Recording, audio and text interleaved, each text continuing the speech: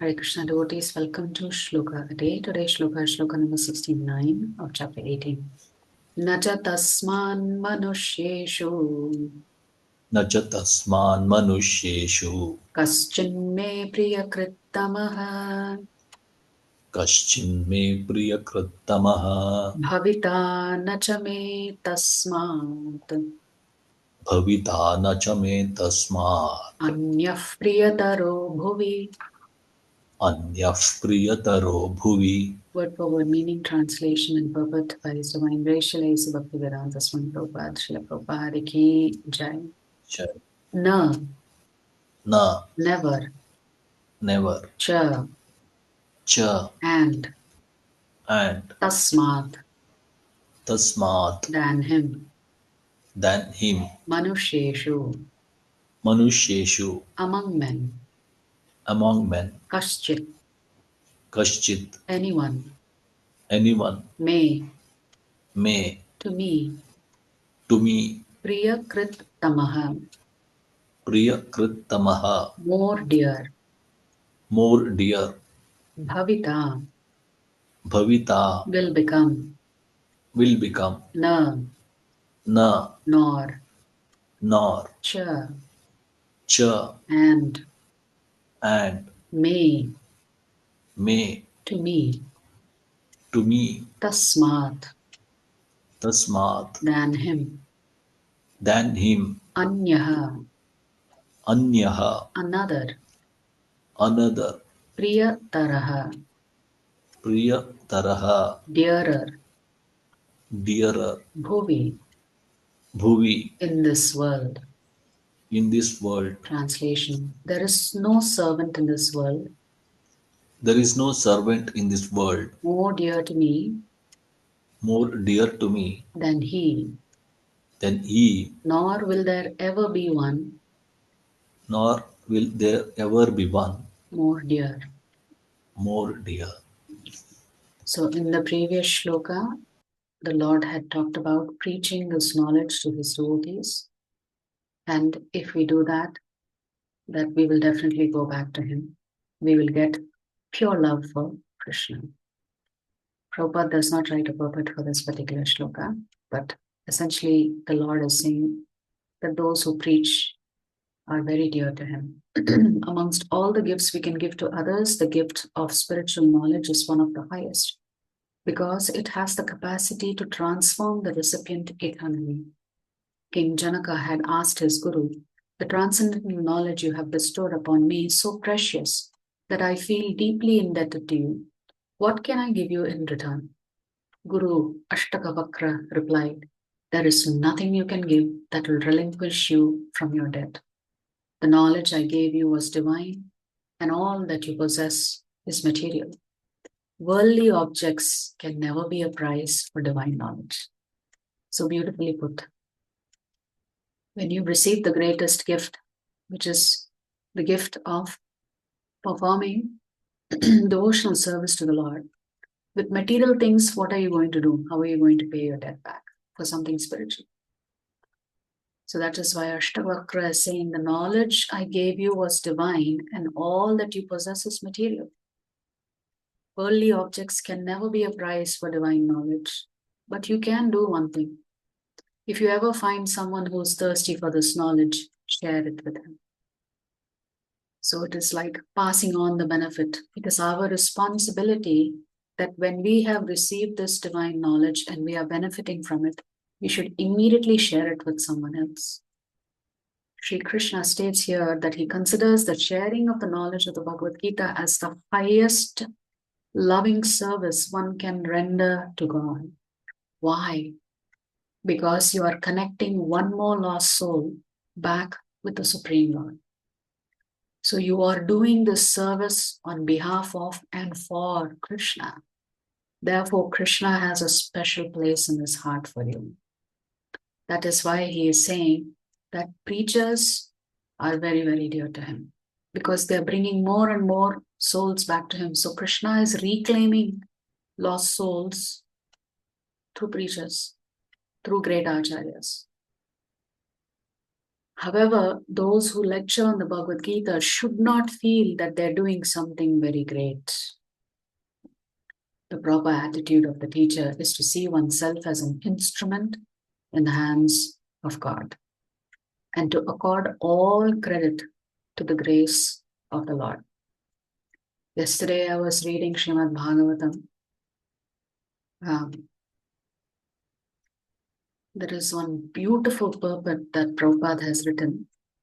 I must have read that purport 3-4 times, but sometimes when you read, things just don't stick in your head. But this time, because I was studying, it stuck in my head and I want to share it with you.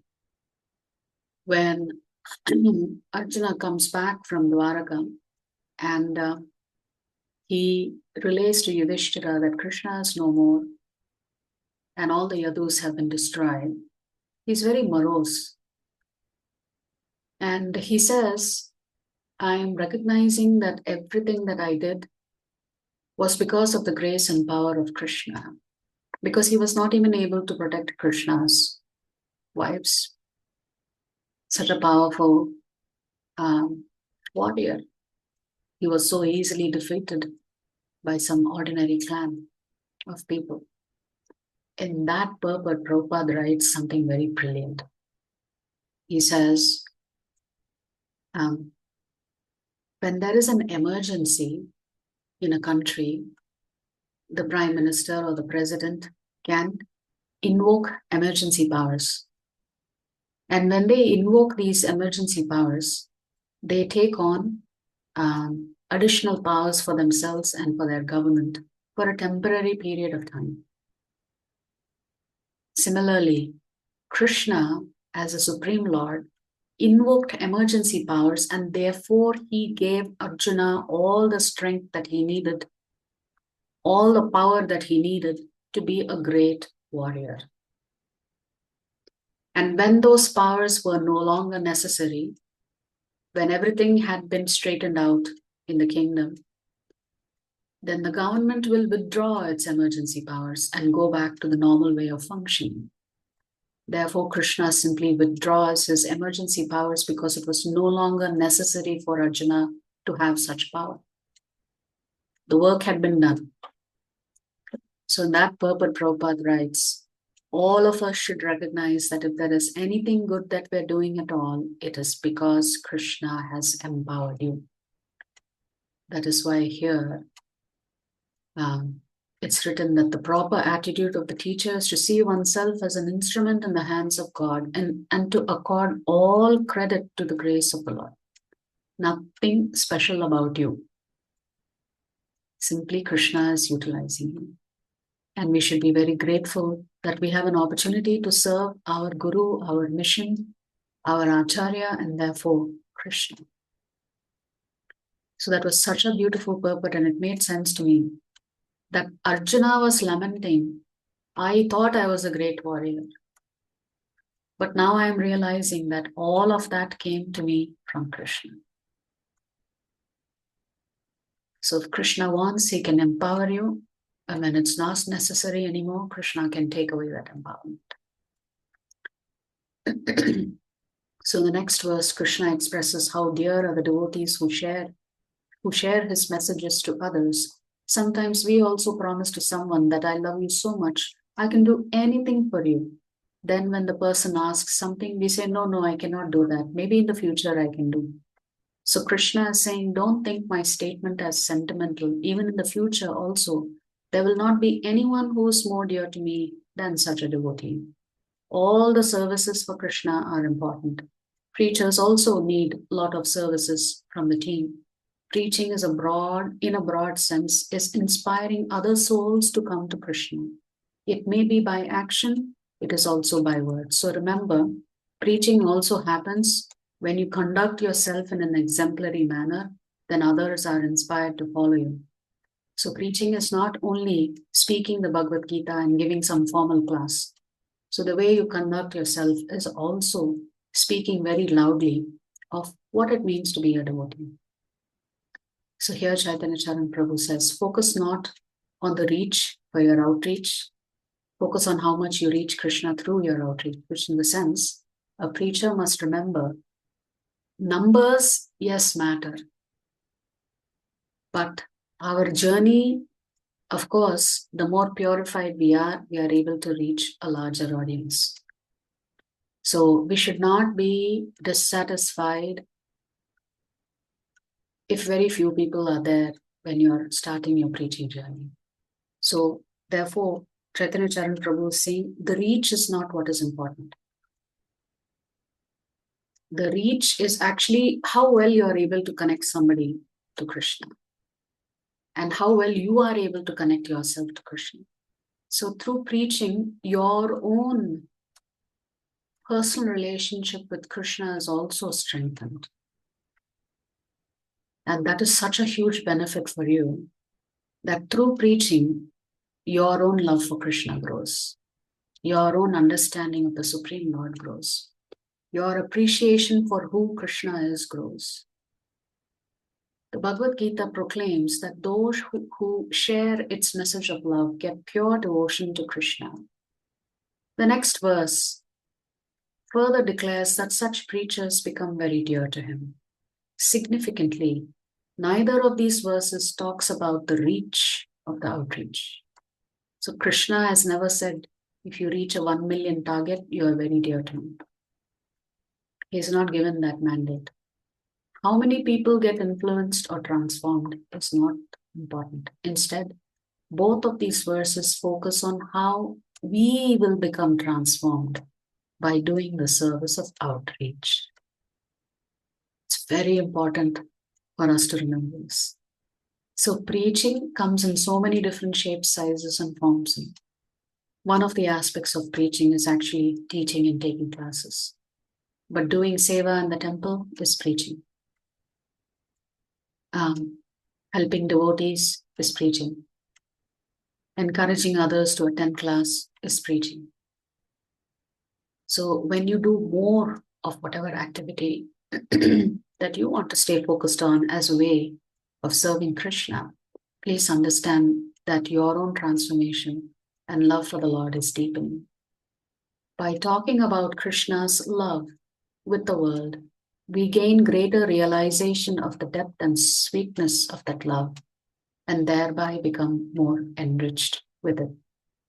Both due to our increased contemplation on Krishna's message and his increased grace in reciprocation with our endeavors, the service of outreach accelerates our inner reaching of Krishna. And of course, the very act of assisting Krishna in his mission of compassion endears us to him. Essentially, what is the message that we are taking to others? That Krishna loves you. So please come and engage yourself in some service because you will attract the mercy of Krishna. After all, what loving father will not feel increased love for those of his children who assist him in getting his estranged children back on track? So if one son is able to help another son becoming a better human being and connecting him back to his father, then the father will be so pleased and indebted to that son who has helped. So both due to our increased contemplation on Krishna's message and his increased grace in reciprocation with our endeavors, the service of outreach accelerates our inner reaching of Krishna. Ultimately, who is it helping? You. That's why great spiritual teachers urge us to do outreach as part of our sadhana, our spiritual discipline meant to take us closer to Krishna. Such an understanding of outreach protects us from succumbing to pride or populism without worrying about how much people honor us or how many people are impressed. We can focus on pleasing Krishna with as pure a heart as possible. Of course, this doesn't mean that outreach will be fruitless externally. The Gita in the 33rd verse of the 11th chapter assures that the union of the mystical Lord and the determined devotee is the certain harbinger of success. But the inner focus on reaching Krishna ensures that external success of reaching others becomes not the substitute of inner success, but its fruit. Ultimately, we are preaching because it strengthens our relationship with Krishna. When we preach, Krishna reciprocates. And our realizations will become deeper and deeper and deeper. So that is the essence of this shloka, where Krishna is saying, of all the servants, this servant who is trying to connect other lost souls back to me is the most dear to me. And therefore, there will be no one more dear to me than such a devotee. So that is the essence of today's shloka. If you like our videos, please subscribe to our channel and turn on the bell notification. If you'd like to join our classes every day, please check the details in the description section of this video. We look forward to serving you.